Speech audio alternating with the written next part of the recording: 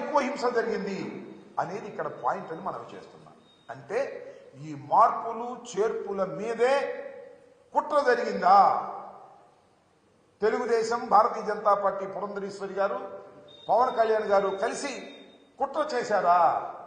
కుట్ర చేసి ఈ పిటిషన్లు పెట్టి ఏదో ఒక విధంగా తమ ఓట్లను, ఫాల్స్ ఓట్లను గందరగోళాలు చేసి ఓట్లు వేయించుకోవడం ద్వారా గెలవాలని అనుకున్నారా అనేటువంటి సందేహాలు కలుగుతా ఉన్నాయి.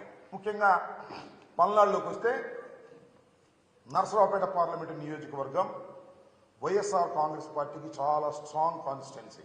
Everybody knows it. 7కి 7 గెలిచాం పోయిన ఎన్నికల్లో. ఇవాళ కూడా 7కి 7 గెలిచే పరిస్థితి ఉన్నది అని మాకన్నా బాగా తెలిసిన వ్యక్తి అటు పోటీ చేసిన మా పార్టీ వ్యక్తే ఉన్నదాకా. కాబట్టి దీన్ని ఏదో విధంగా నలిపేయాలి అనేటువంటి కుట్రతో ఇదంతా చేశారనేటువంటి భావన కలుగుతోంది. చాలా చిత్రమైన విచిత్రమైన సంఘటన ఏమిటంటే, ఎన్నికల కమిషన్ ఎవరినైతే అపాయింట్ చేశారో ఎస్పీలుగా వాళ్ళని సస్పెండ్ చేసే పరిస్థితి వచ్చింది. ఇది చరిత్రలో నేను ఎప్పుడు ఎక్కడ చూడలా. ఎన్నికల కమిషన్ అంతకు ముందు ఉన్నటువంటి ఐపీఎస్ ఆఫీసర్లు పక్షపాతంగా వ్యవహరిస్తారేమో అనే అనుమానంతో మంచి చరిత్ర కలిగినటువంటి ఐపీఎస్ ఆఫీసర్లను ఎస్పీలుగా వేస్తే వాళ్ళు విధి నిర్వహణలో ఫెయిల్ అయ్యారని భావించి, ప్రాథమిక సమాచారం ఉందని భావించి వాళ్ళని సస్పెండ్ చేశారు.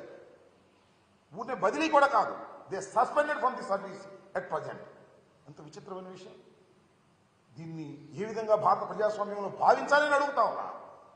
దీని వెనుక నేను ఒకటే మనవి చేస్తున్నా, నేను ఓడిపోతాను అని అనుకున్న రోజున నారా చంద్రబాబు నాయుడు గారు రాక్షసంగా వ్యవహరిస్తాడు. తనకు అధికారం రాదు అనుకున్నప్పుడు హింసను ప్రజ్వరింపచేస్తాడు. ఇది నారా చంద్రబాబు నాయుడు గారి చరిత్ర. ఇవాళ పలనాడులో హింస జరగడానికి కారణం నారా చంద్రబాబు నాయుడు గారు, అదేవిధంగా పురంధరేశ్వరి గారు. ఇక్కడ మార్పుల వల్లే ఇంత హింస జరిగిందని నేను మనవి చేస్తున్నాను. ఎంత ఆశ్చర్యం అండి. పోలింగ్ రోజున అలో లక్ష్మణ అని అల్లాడుతుంటే, తలలు పగిలిపోతుంటే పోలీసులు దించుకోలేకపోయారు.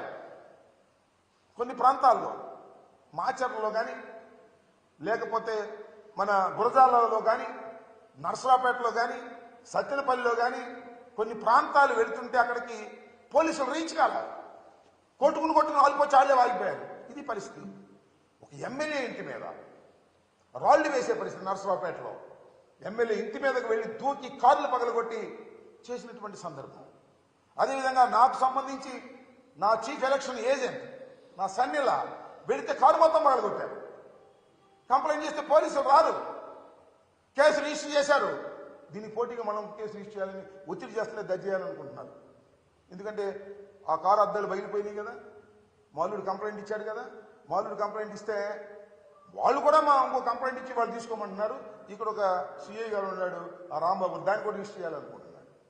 ఇది ఇంత దారుణంగా ఫెయిల్యూర్ ఆఫ్ ది పోలీస్, దారుణంగా ఫెయిల్యూర్ అయ్యి ఎన్నికల సమయంలో ఫెయిల్యూర్ అయింది ఇక్కడ పల్నాడులో పోలీస్ వ్యవస్థ. నేను ఇంతకు ముందు కూడా ఆరోపణ చేశాను. ఇవాళ కూడా సిట్ అధికారులని ఎవరైతే వినీత్ బ్రిజ్వాల్ నాయకత్వంలో ఒక సిట్ ఫామ్ చేశారో ఎన్నికల కమిషన్, ఆ బృందాలన్నీ కూడా తిరిగి ఇవాళ ఏం జరుగుతుంది, ఎలా జరిగింది అనే దాని మీద విచారణ చేస్తూ ఉన్నారు. నేను నర్సరావుపేట వెళ్ళి ఆ బృందాన్ని కలవటం జరిగింది. వారికి చాలా వివరంగా నేను ఎక్స్ప్లెయిన్ చేశాను. నేను చెప్పినటువంటి ఇన్పుట్స్ కూడా తీసుకోమని చెప్పాను. ముఖ్యంగా పోలీసు వారు లోయర్ లెవెల్లో తెలుగుదేశంతో కొలిగిపోయారు. They have taken money from TDP people. Kanna Lakshman దగ్గర, వాళ్ళ అబ్బాయి దగ్గర డబ్బులు తీసేసుకున్నారు. సిఐలు, ఎస్ఐలు, ఐ నో ఎవ్రీబడి. కొంతమంది తీసుకోలేదు కూడా, అది వేరే అంశం. అందరూ నేను ఒకటి మనవి చేశాను పోలీసు వారికి కూడా, ఆ సిట్లో ఉన్న వారికి కూడా, మీరు తెలుసుకోదలుచుకుంటే పోలీసు వారు చేసిన తప్పులు కానీ లంచాలు కానీ 5 నిమిషాల్లో మీరు తెలుసుకునేటువంటి అధికారం మీకు ఉంటుంది, తెలుసుకోగలిగిన శక్తి కూడా మీకు ఉంటుంది అని ఈ సందర్భంగా నేను వారికి చెప్పాను. వారు తెలుసుకునేటువంటి ప్రయత్నం కూడా చేస్తారని నేను భావిస్తూ ఉన్నాను.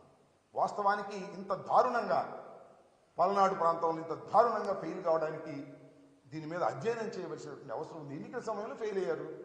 ఫెయిల్ అయితే గందరగోళం అయింది. ఈ మూల్యాన్ని ఎలా చెల్లించని చెప్పి నాకు అర్థం కాదు. కొన్ని బూతులు అయితే ఆక్యుపై చేసుకున్నారు, వాళ్ళు ఇష్టం వచ్చినట్టుగా దొంగోట్లు వేసుకున్నారు, రీపోలింగ్ అడిగితే నేను ఇవ్వడానికి సిద్ధంగా లేరు.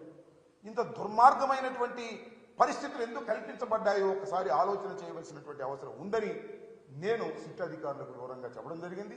సిట్ అధికారులు కూడా ఆ పద్ధతుల్లో విచారణ జరుపుతారనేటువంటి భావనతో నేను ఉన్నానని కూడా మనవి చేస్తున్నాను. ఏసీ లేదా నేను ఆ విధంగా భావిస్తున్నాను. ఇంత దుర్మార్గమైనటువంటి ఆలోచన మరి ఎక్కడి నుంచి వచ్చింది, ఎలా వచ్చింది ఆలోచన చేయాలి. ఇప్పటికి పోలీసుల్ని ఐపీఎస్ ఆఫీసర్ని సస్పెండ్ చేశారు. సస్పెండ్ చేస్తే ఏమైంది చెప్పండి? పోయిన కాలం తిరిగి వస్తుందా? తలలు పగిలిన తలలు అతుక్కుంటాయా? చాలా దారుణమైనటువంటి పరిస్థితి ఏర్పడింది. దీన్ని గమనించాలని కూడా నేను మనవి చేస్తున్నాను. అంతేకాదు, నా నియోజకవర్గంలో ఇవాళ కూడా తొండపి అనే గ్రామం